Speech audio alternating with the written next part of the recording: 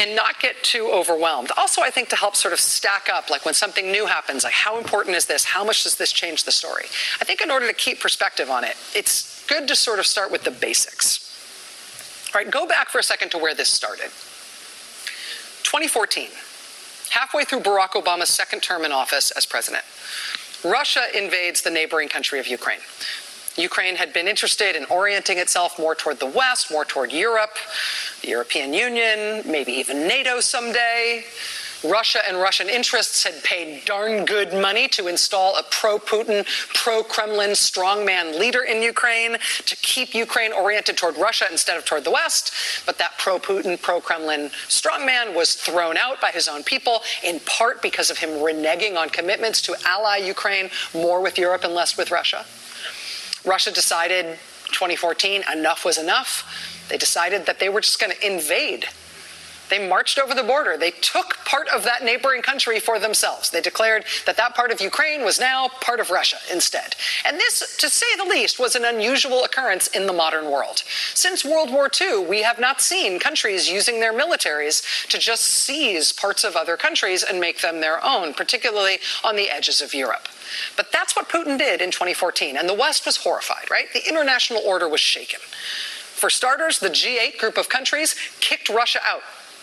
The G8 became the G7 instead, because Russia was no longer considered worthy of inclusion in that group. The Western world also united behind strong sanctions against Russia to punish their behavior, to pressure them to reverse course. After Russia did what it did to Ukraine, nobody was quite sure if that was all they were going to do, or if they might try something else with some other country. What else would they do next, and to whom would they do it? So in 2014, when all this happened, President Obama went over there. He traveled to Eastern Europe on a trip that was designed to reassure our nervous allies, particularly our NATO allies, that they would be protected, that they had our support.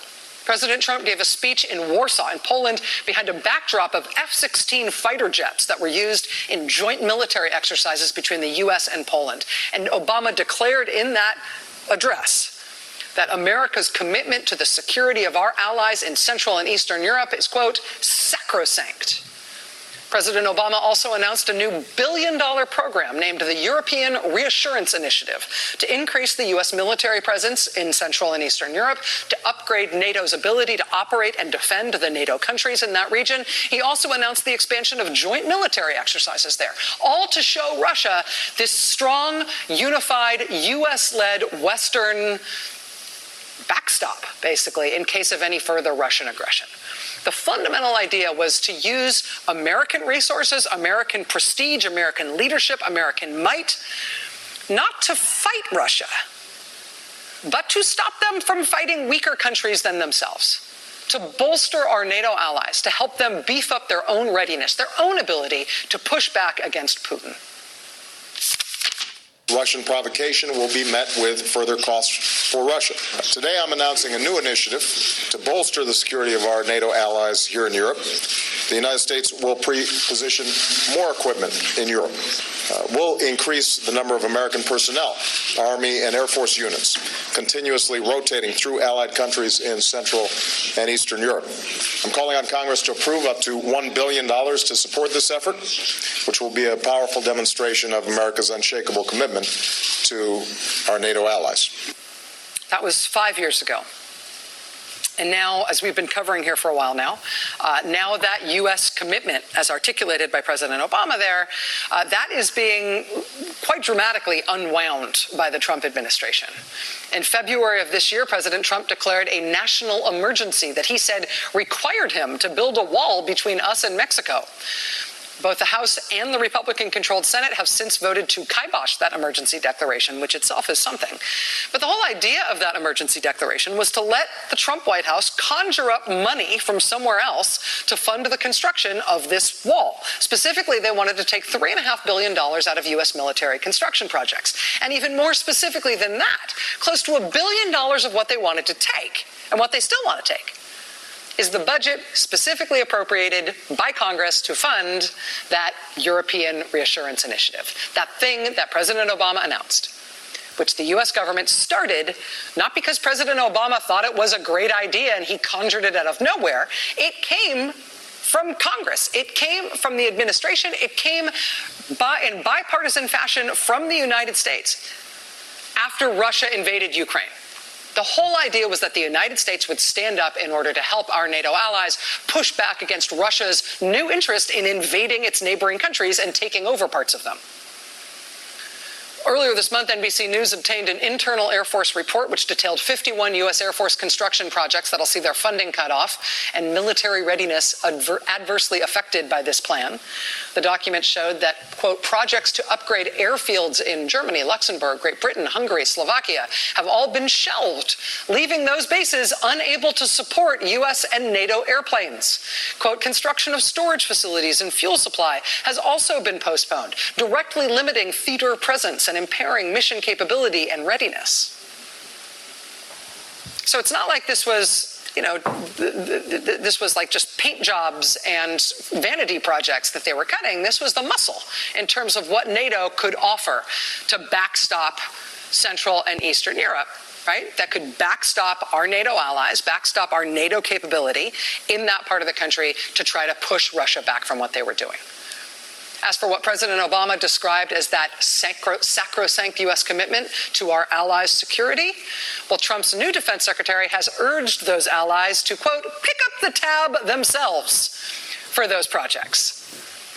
The new position of the Trump administration, including Trump's new defense secretary, is that our allies should pick up the tab for our upgrades to our U.S. military bases in their countries, even though the whole point of them in the first place was to show that we're with them and we'll spare no expense to help them against Russia as long as Russia is pushing against them.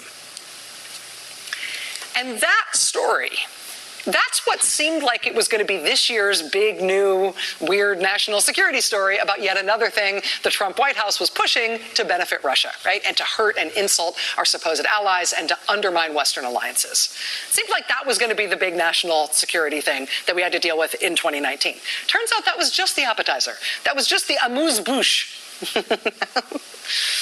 That was just the spinach dip. Because that was about the countries that were afraid for themselves after they saw what Russia did to Ukraine. When it comes to Ukraine itself, of course, they've had it considerably worse. They got invaded, right? They are still engaged in a war with Russia. Since Russia took Crimea from Ukraine, Russia has since begun and continued an apparently endless occupation in another part of Ukraine. And that war, that Russian occupation of big swaths of Ukraine, it's been grinding on for 5 years on Ukrainian soil. It's cost as many as 13,000 lives and counting. And while it is always an advantage to fight on your own soil, on your own home turf, the Ukrainian military is absolutely outnumbered and outgunned by Russia. And here's where we come back into the plot, and where President Trump does too. Because one of Ukraine's most prized weapons to defend itself against this Russian invasion and occupation is a weapon they've only recently acquired. It's called the FGM-148 Javelin. It looks like a kind of a clunky, oversized dumbbell, right? Remember the shake weight, that infomercial thing? It kind of looks like a big menacing shake weight. But what the FGM-148 Javelin is one of the world's premier anti-tank missiles. For one thing, it's light. It weighs just under 50 pounds, meaning that you need only one person to operate it. In addition to that, when it is launched, it creates relatively little backblast. That means if you shoot one of these things at an enemy tank, the lack of backblast from the weapon makes it hard for the other side to spot you, to identify where you launched the missile from. Because it has very little backblast, you can also fire it from enclosed spaces, which can help you avoid return fire, right?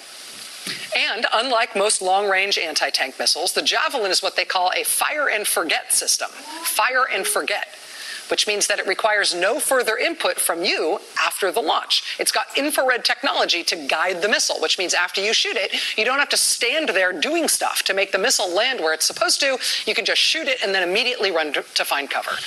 So the Javelin missile is a formidable weapon. It is precise, it's effective, it's got good range, it's sort of eminently usable. It can destroy tanks and armored vehicles and even helicopters. The Javelin is primarily used by U.S. soldiers, but as of last year, it has also been used by the Ukrainian military as a way of fending off Russian forces and Russian-backed forces from pushing further into the eastern part of Ukraine, which Russia has been occupying. Right? Ukraine got those missiles from the United States last year. But there was something a little bit hinky about that last year. Last year, while President Trump's campaign chairman, Paul Manafort, was on trial here in the U.S., he was also the subject of 4 separate criminal investigations in Ukraine, stemming from his work for that country's former pro-Russian leader. Those investigations into Paul Manafort dovetailed with some of the work that Special Counsel Robert Mueller was doing. He ultimately charged Paul Manafort. Paul Manafort was ultimately convicted and sent to prison for more than 7 years. But last year, while all this was pending, the Ukrainians had actually reached out to Special Counsel Robert Mueller's office to offer to coordinate their law enforcement efforts, since they also had these multiple open investigations into Manafort. As Andrew Kramer reported last May for the New York Times, and this is picked up by Dan Friedman and David Korn at Mother Jones today, those Ukrainian investigations into Paul Manafort last year, those investigations that were proceeding alongside our special counsel's investigation here, those Manafort investigations last year got spiked by the Ukrainian government. They got shut down. The order from the government, quote, blocked prosecutors from issuing subpoenas for evidence or interviewing witnesses. The prosecutor told the New York Times, quote, we have no authority to continue our investigation. So why did the Ukrainian government spike those Paul Manafort investigations last year? Well, at the same time that they did so, Ukraine was finalizing plans to finally acquire these Javelin missiles that they really wanted from the United States. The State Department had issued an export license for the Javelin missiles at the end of 2017, December 2017. On March 2nd of last year, the Pentagon had announced final approval for the sale of the Javelins to Ukraine, as well as their launching units. But still the missiles didn't come, and the Ukrainian government apparently came to believe that the missiles were not going to come unless they did something to please the Trump administration, unless they did something that the U.S. government wanted them to do. And they came to believe that what they needed to do in order to get those missiles was stop those live investigations into Paul Manafort. In early April, Ukrainian officials gave the order to halt the investigations into Manafort and to halt Ukrainian cooperation with the Mueller investigation. On April 30th, thereafter, Ukraine announced that they had finally received those missiles, which they had been waiting on for months. And from Ukraine's perspective, there didn't seem to be much mystery as to whether there was a connection between those two things. One Ukrainian member of parliament telling the Times bluntly that that government was trying to, quote, avoid irritating top American officials, saying, quote, we shouldn't spoil relations with the Trump administration. Excuse me. Another member of the parliament said that Ukrainian investigations into Manafort, quote, put at risk vital American aid to Ukraine. Quote, everybody in Ukraine is afraid of this case. Now, who created the impression in Ukraine that if that government wanted military aid, if they wanted those Javelin missiles to fight back against Russia, they needed to stop investigating Paul Manafort? Who conveyed that information to them? Why did that government come to believe that they wouldn't get those missiles unless they stopped investigating Manafort and they stopped helping with the special counsel's investigation? Well, a handful of U.S. senators tried to follow up after that reporting from the Times last year. They tried to get information from the Ukrainian government. Mother Jones posted online a copy of their letter today. It includes this blunt question: did any individual from the Trump administration or anyone acting on its behalf encourage Ukrainian government or law enforcement officials not to cooperate with the investigation of Special Counsel Robert Mueller? But as best as we can tell, these senators were never able to get a reply or any other information out of Ukraine, and so the matter was essentially dropped. Until now, hello, Ukraine is once again trying to get more of those Javelin missiles. And in the phone call that is leading to President Trump's impeachment, in the phone call that took place in late July between President Trump and Ukraine's new president, according to the notes of that call released by the White House this past week, there's this remarkable moment where the Ukrainian president asks specifically about those missiles. President Zelensky, quote, we are ready to continue to cooperate for the next steps. Specifically, we are almost ready to buy more Javelins from the United States for defense purposes. President Trump immediately responds with, quote, I would like you to do us a favor, though. You want the Javelins? Well, I'm in need of a favor. Right. Last year, they were under the same impression that they had to trade some kind of favor in order to get those Javelins, and it was a favor related to the investigations of Paul Manafort. This year, to get your Javelins, well, the president wants a favor. A few favors. We now know that the president and his emissary, Mr. Giuliani, are pressing Ukraine basically for three things. And one of them has to do with the 2020 election. Apparently, they want Ukraine to give Trump something he can use against Joe Biden in the 2020 election, either to keep Biden from becoming the Democratic nominee or to beat him in the general, or maybe both, right? So that's one thing. That's what President Trump is going to be impeached for. But then there's these other two things that they've been asking Ukraine for. Rudy Giuliani has been telling Ukraine that they need to open some sort of investigation into what happened to Paul Manafort. These revelations in Ukraine in 2016 that Paul Manafort had been paid millions of dollars off the books by that country's pro-Russian political party. Those revelations in 2016 not only resulted in Manafort getting fired as Trump's campaign chairman, they resulted in some of the prison time Manafort's now serving because he didn't pay taxes on that secret income. Rudy Giuliani and President Trump have been pressuring Ukraine to investigate those revelations about Manafort from 2016 to try to get Manafort off the hook for what he did over there, for what he got caught for in 2016. Trump has also told Ukraine that he wants them to investigate the security firm that first determined that it was the Russian government that hacked the Democratic Party and started the attack on the 2016 election. Which is, just step back from this a second, right? You look at this in terms of what Trump's going to be impeached for. He's definitely going to be impeached. At least it looks like he's definitely going to be impeached for what he was asking for from Ukraine for 2020. He went to Ukraine to ask for help with 2020. Went to Ukraine for help with beating Biden if he is Trump's Democratic opponent. That, of course, would help President Trump. But they're also simultaneously asking for help with the 2016 election, too, with the election that's already over. We, the United States, have not been supporting Ukraine for these past 5 years out of some sort of inherent love for Ukraine. Lovely as they are, right? There isn't some terrifically spiritual bond between our countries that supersedes the kind of bonds we have with other countries. The only reason we have been supporting Ukraine the way we have for the past 5 years is because they were freaking invaded by Russia, right? Which is a very unusual thing. Right? Up until now, on a bipartisan basis, we, the United States, have helped support that country because they were invaded by Russia and because Russia is occupying part of them. We have been trying to help them keep their country intact while Russia is trying to take it. So to the extent that we are now no longer supporting Ukraine, or we are making our support for them contingent on these political favors for President Trump, for his re-election campaign, right? It's a very radical change in a very short period of time in terms of what the U.S. is doing and what our attitude is toward that world-changing event from 2014. And I think now it's becoming clear why, or at least it's becoming clear how this all fits together.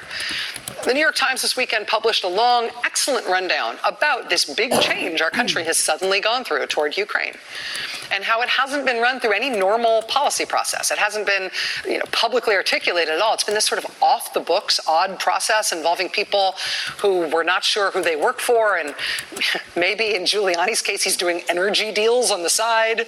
Just this mess in terms of not even knowing who's acting as a lawyer, who's being paid by who. One of the things the Times slips in literally paragraph 75 of this 81-paragraph article is the bigger thing at work here, which is that, according to the Times, President Trump has quietly been working to try to get Ukraine to settle with Russia to end this war. Quote, Mr. Trump has quietly been urging a deal to reduce tensions between Ukraine and Russia that would pave the way for a removal of Western sanctions on Moscow, long a goal of Mr. Putin's.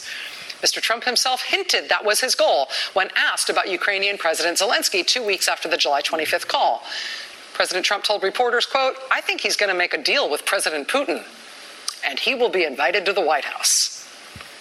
He makes a deal with Putin, and that gets him an invitation to the White House?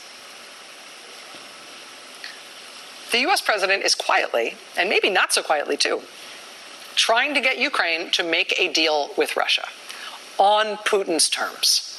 Russia invaded Ukraine in 2014. They shouldn't get to settle this on their terms, but that's what President Trump is trying to arrange. Obviously, to the extent that we're no longer standing with Ukraine and we're denying them military aid whenever we feel like it, that doesn't put Ukraine in a very good position for negotiating an end to their now 5-year-long war with Russia, where Russia is trying to take over part of their country and keep it. But President Trump is apparently trying to arrange that which of course would result ultimately in the dropping of U.S. and international sanctions on Russia for what it did to Ukraine. And those sanctions were in place when President Trump took office. He's been trying to get rid of them ever since he got to Washington. The additional problem for President Trump is because of the means by which he took office, because of the means by which he was elected, beyond just the sanctions on Russia for what they did in Ukraine, there was that whole additional round of sanctions against Russia too. Really bad, really tough sanctions that hurt them in ways that are really important to their economy. I wrote a book about it. It comes out tomorrow. I'll tell you more later. But those additional sanctions that happened after Trump got in, or as Trump was coming into office, were from Russia messing in our 2016 election. So there's the first sanctions that are for what they did in Ukraine. Trump is trying to drop those. There's the second round of sanctions, which is Russia messing with our elections, right? Those sanctions can't be dropped as long as the U.S. government still officially attributes the attack on our election to Russia. And so we see the president and Rudy Giuliani and apparently now Attorney General William Barr traveling the world trying to undo the U.S. government's attribution of the 2016 election attack to Russia. Trying, in the Washington Post's words tonight, to discredit U.S. intelligence agencies' examination of Russian interference in the 2016 election. Well, that's the other thing Russia needs in order to free itself from sanctions. Right? Russia is sanctioned for what they did in Ukraine. Trump is apparently working to undo that so those sanctions can be dropped. They also interfered with our elections and have been sanctioned for that. Trump is also apparently working very hard to undo that. Trump is working very hard on both of those things. Yeah, he's trying to get help for